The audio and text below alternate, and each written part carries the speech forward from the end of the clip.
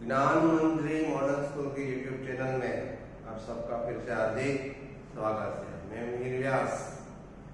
आज हम standard 8 subject Hindi विषयांक poem 8 यह धरती कितना देती है जिसका साहित्य प्रकार है कविता।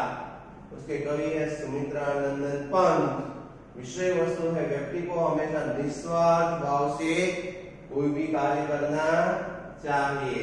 तो सबसे पहले हम सुमित्रानंदन पंत जी का परिचय प्राप्त करेंगे।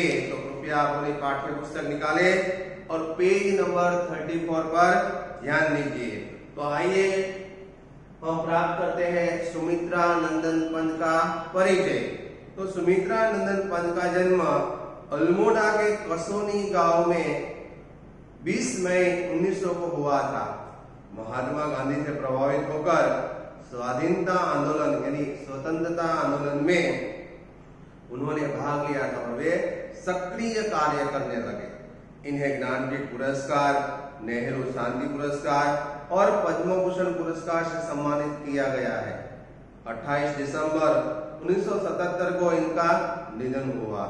तो आइए पढ़ते हैं उनके द्वारा लिखी गई कविता यह धरती कितना देती है। मैंने छुटपन में छिपकर पैसे बोए थे, सोचा था पैसों के प्यारे प्यारे पेट उगेंगे, रुपयों की गलदार मधुर फसलें खनकेगी और फूल फूल पर मैं मोटा सेठ बनूंगा। और बंजर धरती में एक न अंगूर फूटा, बंदिया मिट्टी ने न एक भी पैसा उगला। तो ये है पहली पंक्ति। अब हम इस पंक्ति का भावार्थ देखेंगे कि मैंने छुटपन में छिपकर पैसे बोए थे, सोचा था पैसों के प्यारे पेट उगेंगे।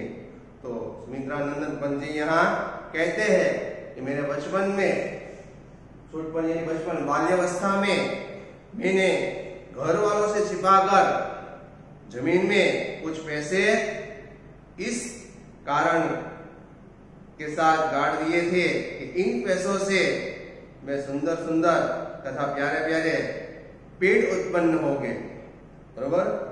तो पंत जी क्या कहते हैं कि मैंने छुटपन में छिपकर पैसे बोए थे, सोचा था पैसों के प्यारे प्यारे पेड़ उगेंगे।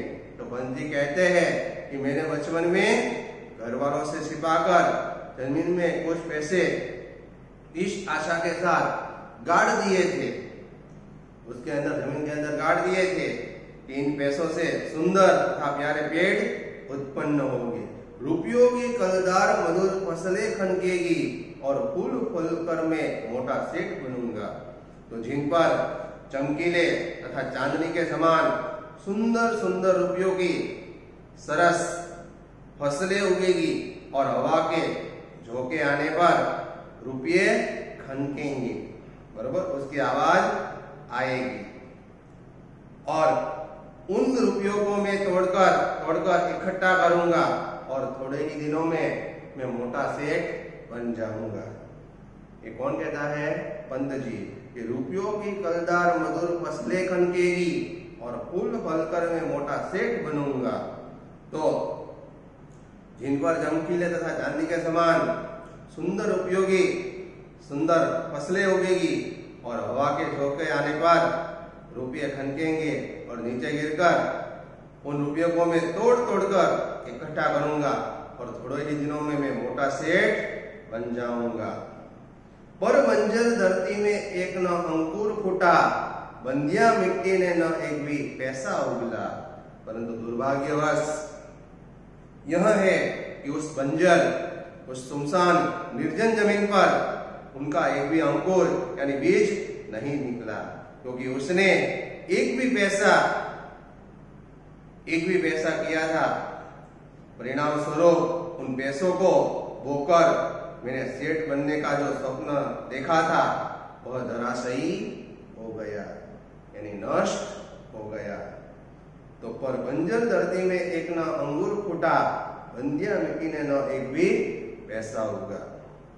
तो लेखक कहते हैं कि दुर्भाग्यवश यह है कि उस बंजर जमीन पर उनका एक भी अंकुर नहीं निकला, क्योंकि उसने एक भी पैसा जो इकट्ठा किया था, परिणाम स्वरूप उन पैसों को होकर मैंने सेठ बनने का जो सपना देखा था वो सब धराशायी हो गया, निष्फल हो गया। सेकंड, और फिर से गाड़ी कूदी लालसा लिए, गहरे कजराले बादल बरसे धरती पर, मैंने कुतूहलवश आंगन के कोने की गिल्ली मिट्टी यूं ही उंगली से सहलाकर बीज सेम के दबा दिए मिट्टी के नीचे मैं फिर भूल गया इस छोटी सी घटना को। तो कवि इस दूसरी पंक्ति में कहते हैं कि और फिर से गाड़ी उदी लालसा लिए, गहरे कजरारे बादल बरसे धरती पर। तो आइए देखते हैं सेकंड पंक्ति कि प्रस्तुत पंक्ति में पंडित जी कहते हैं कि जीवन में पुनः एक बार वर्षा ऋतु का आगमन हुआ, बारिश आई और ऊपर कजरारे यानी काजल की तरह काले काले बादल हृदय में गहरी लालसा लेकर पृथ्वी पर बरस पड़े थे। मैंने कुतूहलवश आंगन के कोने की गिल्ली मिट्टी यूं ही उंगली से सहलाकर, तब कवि ने उत्सुकतावश अपने गृह आंगन के एक कोने की जो गिल्ली मिट्टी थी उसकी परत को अपनी उंगली से सहलाकर उस सेम के बीज को मिट्टी के नीचे दबा दिया था। आपको चित्र में दिखाई देता है कि लेखक मिट्टी के नीचे बीज बो रहे हैं। बीज सेम के दबा दिए मिट्टी के नीचे मैं फिर भूल गया इस छोटी सी घटना को। इस तरह वह कहते हैं कि उन सेम के बीजों को मैंने बोना वैसा ही लग रहा है।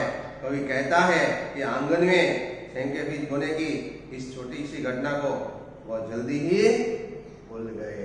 तो सेम एक कठोल जैसा एक अनाज का फल आता है, बरोबर, जिसे हम खाते हैं। तो उड्डी यानी पनडुब्बी नाम की एक चिड़िया चरखी तकुआ को सूत काटने का आता है, उसे उड़ी भी कहते हैं।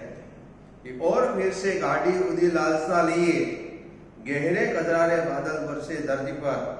तो कवि कहता है जीवन में पुनः एक बार वर्षा ऋतु का आगमन हुआ, काजल की तरह काले काले बादल हृदय में गाड़ी यानी गहरी उड्डी लालसा यानी बहुत ही गहरी लालसा लेकर पृथ्वी पर बरस पड़े थे। उड्डी यानी बहुत गहरी, गाढ़, दृढ़, मजबूत ऐसी लालसा लोग मेरे हृदय में लेकर पृथ्वी पर बरस पड़े थे। मैंने कुतूहलवश आंगन के कोने की गिल्ली मिट्टी यूं ही उंगली से सहलाकर। तो कवि कहते हैं कि तब कवि ने उत्सुकतावश अपने गृह आंगन के कोने की गिल्ली मिट्टी की परत को अपनी उंगली से सहलाकर कुछ सेम के बीज को इस मिट्टी के नीचे दबा दिया था, बो दिया था। बीज सेम के दबा दिए मिट्टी के नीचे मैं फिर भूल गया इस छोटी सी घटना को। इस प्रकार कवि कहता है कि उन सेम के बीजों को मैंने बोया और वैसा ही लग रहा है। कवि कहता है कि आंगन में सेम के बीज बोने की इस छोटी सी घटना को वह जल्दी भूल गए। तो लेखक ने जब बारिश हुई तब तो उसके नीचे जो सेम होता है, जो एक प्रकार का कठोल है, अनाज है, उसके जो बीज है वो उसने जमीन के मिट्टी को गाड़ कर अंदर बो दिए थे। फिर वो घटना को भूल गए कि उसने उस बीज को बोया था। थर्ड, किंतु एक दिन जब मैं संध्या को आंगन में टहल रहा था तब सहसा मैंने देखा आंगन के कोने में कई नवआगत छोटे छोटे छाता ताने खड़े हुए हैं। छाता को या विजय पताकाए जीवन की या हथेलियां खोले थे वो नन्ही प्यारी। तो ये है थर्ड पंक्ति कि किंतु एक दिन जब मैं संध्या को आंगन में टहल रहा था तब सहसा मैंने देखा। कवि कहते हैं लेकिन एक दिन मैं संध्या के समय अचानक आंगन में टहलते समय, घूमते समय, उस समय मैंने जो दृश्य देखा उसे देख मैं खुशी से पागल हो गया। आंगन के कोने में कई नवआगत छोटे छोटे छाता ताने खड़े हुए हैं। तो आंगन के कोने में जहां कवि ने सेम के बीज बोए थे उसमें सेम का अंकुर उठते हुए देखा, यानी छोटे छोटे पौधे बाहर निकलते हुए देखे चित्र में दिखाई देता है। सेम का अंकुर देखा, अतः कवि के आनंद की कोई सीमा रही नहीं। उसने देखा कि उस आंगन में अनेक नए नए पौधे छोटे छोटे छातों को तानकर खड़े हो गए थे। छाता कहो या विजय पताकाए, जीवन की यह हथेलियां खोले थे वह नन्ही प्यारी। तो यहाँ कवि पत्तों को छाता मान रहा है और कवि उसको विजय पताका, विजय प्राप्त की हुई वैसा पताका, ध्वज मान रहा है। कवि को लगता है जैसे वे अंडा तोड़कर निकले हुए पक्षियों के बच्चों को छोटे छोटे पंखों को फैलाकर उड़ने का प्रयत्न कर रहे हैं। इस प्रकार सेम के छोटे छोटे पौधे बढ़ने के लिए उत्सुक है। इसमें छाता को या विजय प्राप्त की हुई विजय पताकाएं या अपने जीवन की हथेलियां या भाग्य को खोल रहे थे वह नन्हे नन्हे प्यारे प्यारे पौधे। तो यहां भी हमने देखा कि थर्ड पंक्ति में कि लेकिन एक दिन में जब संध्या के समय अचानक आंगन में टहलते समय घूम रहा था, उस समय मैंने जो दृश्य देखा उसे देख के खुशी से पागल हो गया। मैंने आंगन के कोने में जहाँ सेम के बीज बोए थे उसमें सेम का अंकुर बीज उठते हुए देखा। अतः कवि के आनंद की कोई सीमा का पार रहा नहीं। उसने देखा कि उस आंगन में अनेक नए नए पौधे छोटे छोटे छातों को तानकर खड़े हो गए हैं। यहाँ कवि पत्तों को छाता मान रहा है। कवि को लगता है कि जैसे वे अंडे को तोड़कर निकले हुए पक्षियों के बच्चे हो और छोटे छोटे पंखों को फैलाकर उड़ने का प्रयत्न कर रहे हो, ऐसे ही सेम के छोटे छोटे पौधे बढ़ने के लिए उत्सुक है। अब लास्ट पंक्ति,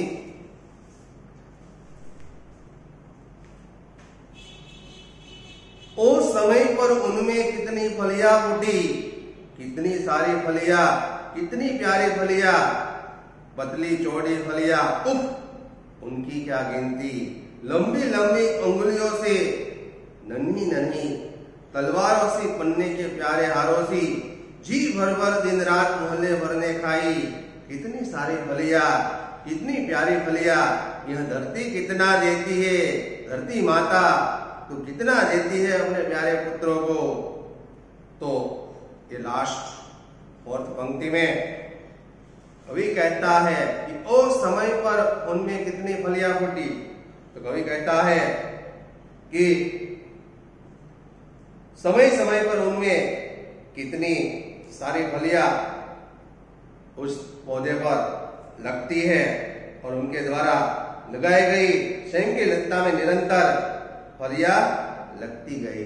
और कितनी सारी, कितनी प्यारी प्यारी, ढेर की ढेर, कुछ पतली पतली, कुछ चौड़ी, पतली चौड़ी फलियां, उफ उनकी क्या गिनती। लंबी लंबी उंगलियों सी नन्ही नन्ही, तो प्यारी प्यारी, ढेर की ढेर, कुछ पतली पतली, कुछ चौड़ी चौड़ी, असंख्य, इसकी गिनती की ना जा सके। असंख्य फलियों से लता भर गई। तलवारों सी पन्ने के प्यारे हारों सी जी भर भर दिन रात मोहल्ले भर ने खाई। कितनी सारी फलियां, कितनी सारी फलियां, तो फलियों से लग गई। और इन लताओं ने, कवि कहता है कि ऐसा लग रहा है कि इन लताओं ने, लताओं का वर्णन करता हुआ कवि कहता है कि उनका स्वरूप लंबी लंबी उंगलियां तथा छोटी छोटी तलवारों जैसा लगता था। तो उन फलियों का स्वरूप कैसा लगता था कि लंबी लंबी उंगलियों सी नन्ही नन्ही, तलवारों सी पन्ने के प्यारे हारों सी।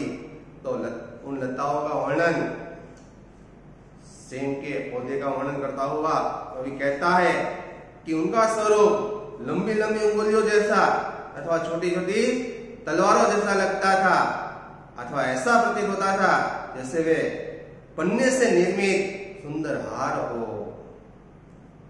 जी भर भर दिन रात मोहल्ले भर ने खाई, कितनी सारी फलियां, कितनी प्यारी फलियां।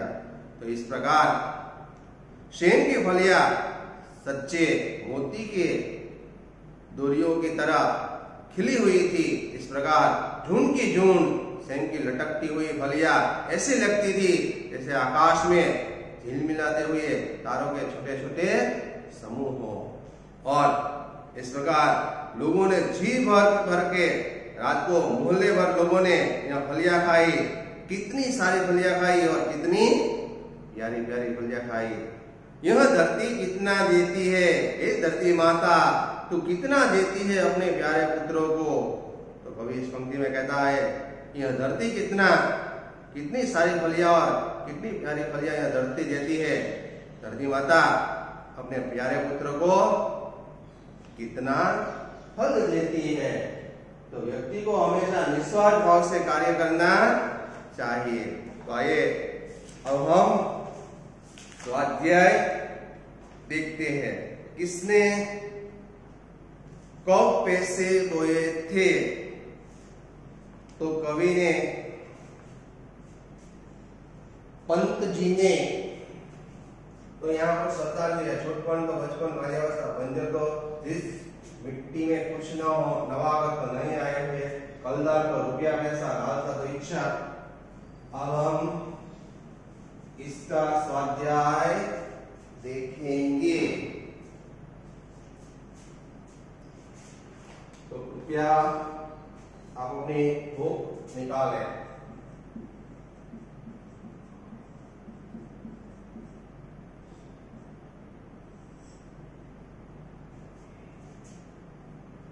पहले मौखिक प्रश्न।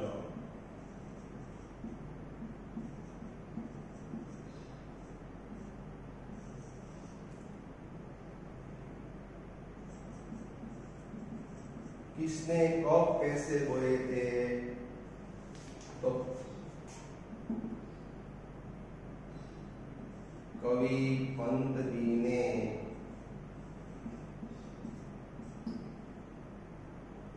बचपन में।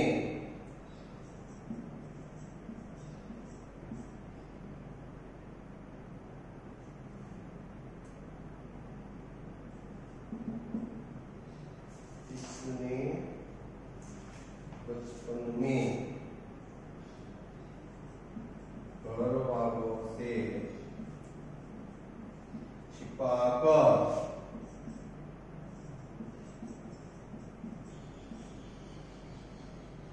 पैसे बोए थे।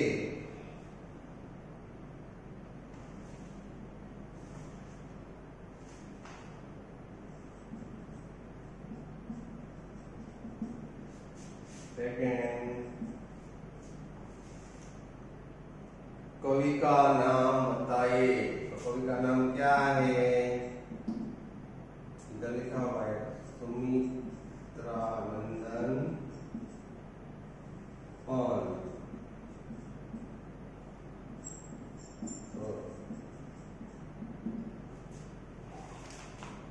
मिट्टी में किसके बीज दबाए गए?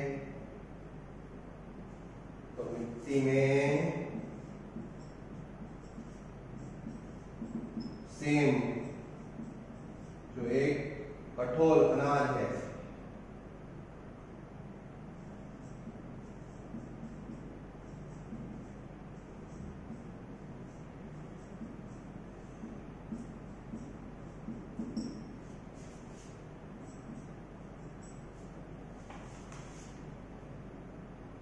कवि ने नौ आगत किसे कहा है? तो कवि ने नौ आगत किसे कहा है?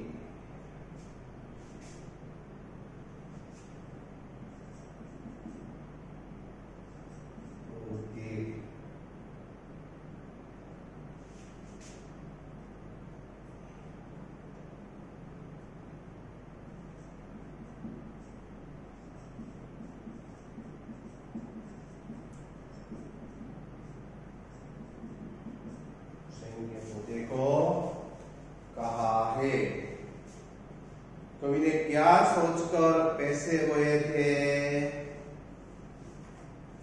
क्या सोचकर पैसे बोए थे कवि ने?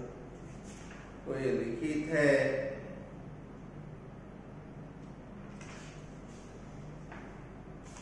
क्या सोचकर पैसे बोए थे?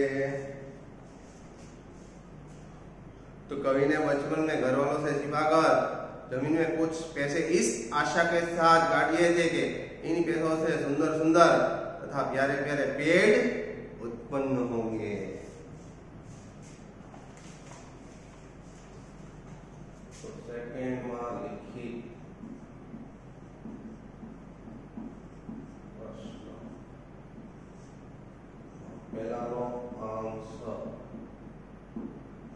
कवि ने यहाँ सोचकर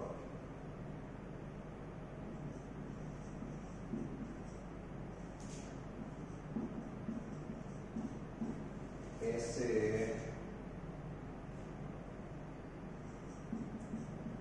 बोले थे कि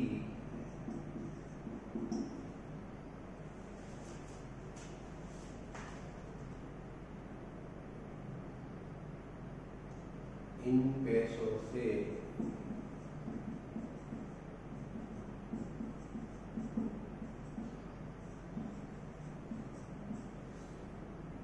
सुंदर तथा प्यारे पेड़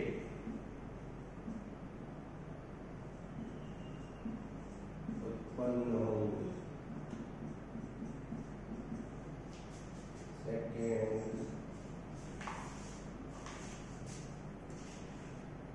सेम के फलियों की विशेषताएं बताइए।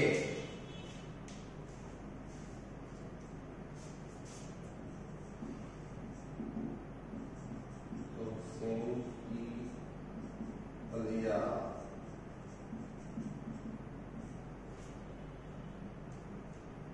पतली और चौड़ी होती है।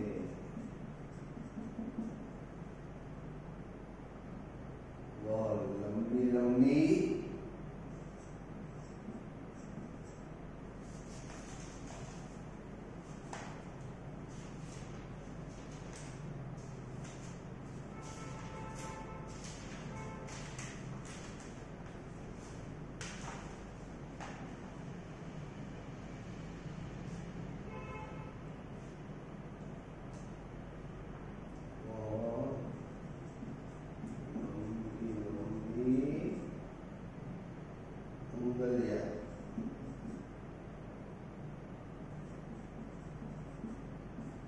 तथा तलवारों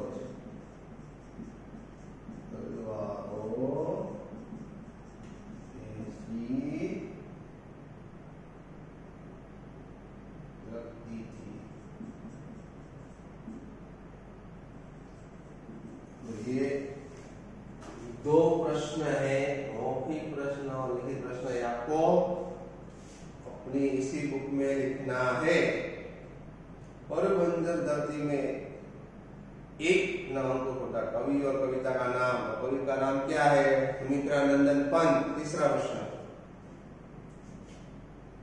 और कविता का नाम, यह धरती कितना देती है। कवि ने धरती को बंजर क्यों कहा है? क्योंकि उस पर एक भी अंकुर नहीं फूटा था। क्या सच में धरती बंजर थी? नहीं, धरती बंजर नहीं थी, वह सुनसान थी। लेखक ने जो बीज बोया था उसमें बारिश होने के बाद उसमें सेम के अंकुर फूट गए थे। जी भर भर दिन रात फूलने पर लगाई। तो कविता का नाम धरती कितना देती है, सुमित्रानंदन पंत। भूलने भर ने क्या खाया? तो सेम की फलियां खाई। कवि को अंत में क्या पता चला? कवि को अंत में पता चला कि यह धरती माता अपने पुत्रों को कितना प्यार करती है और कितना देती है। तो विद्यार्थी मित्रों, आपको यहाँ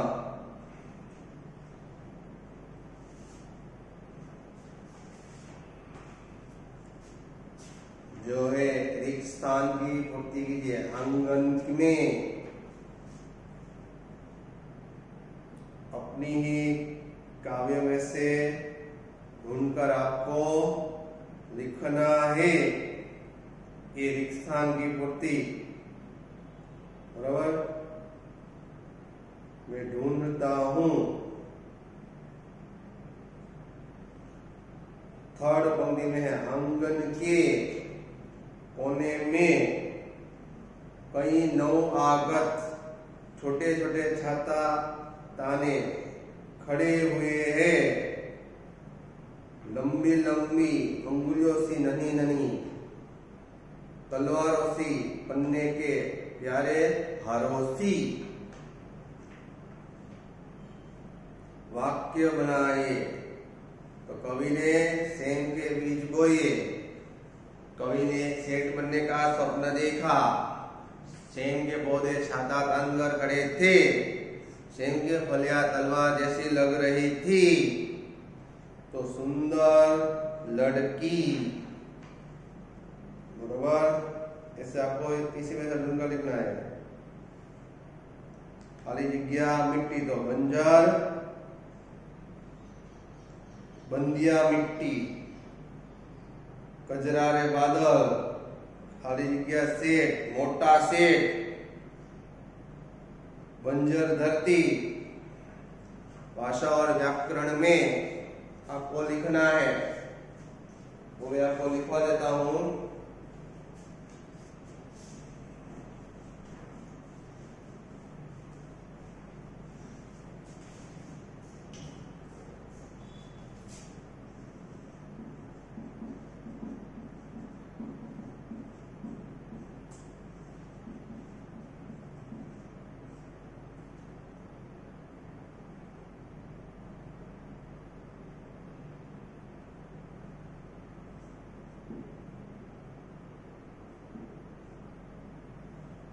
इसकी मिट्टी तो पोस्ट में ही है, बंदिया।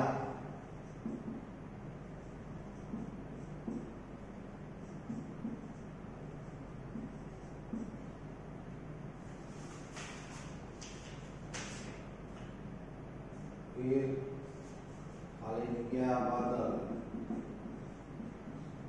कजरारे बादल।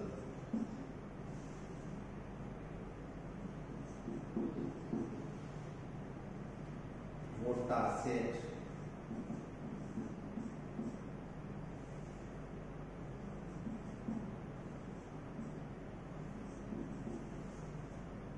खाली जगह धरती, बंजर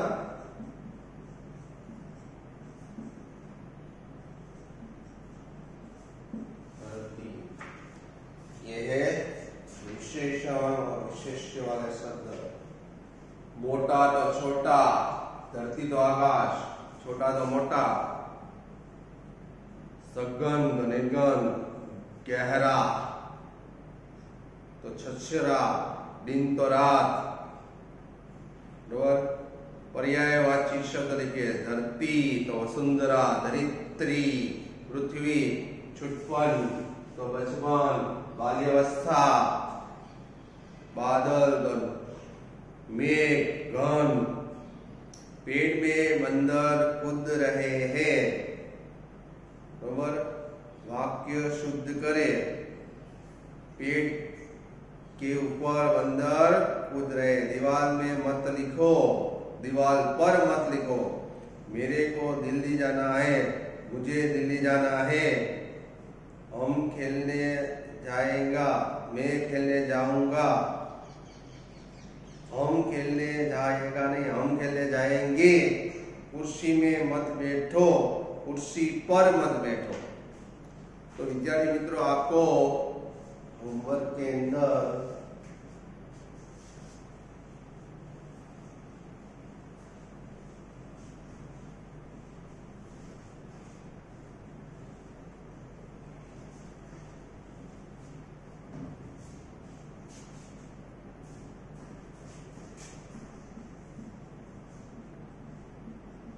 रिक्त स्थान की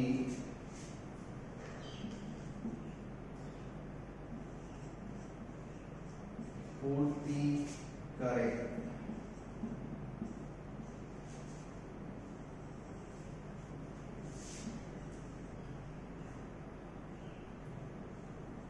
इसको आपको इसी बुक में लिखना है। आंगन के खाली जगह में कई खाली जगह छोटे छोटे खाली जगह खाली जगह ये है।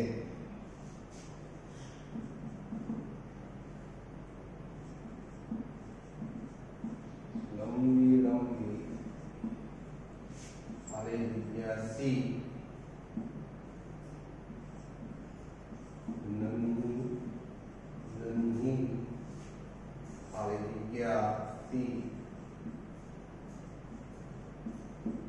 पन्ने के प्यारे खाली जगह सी। ये आपको होमवर्क में करके लिखना है। तो पेज नंबर 37 पर है।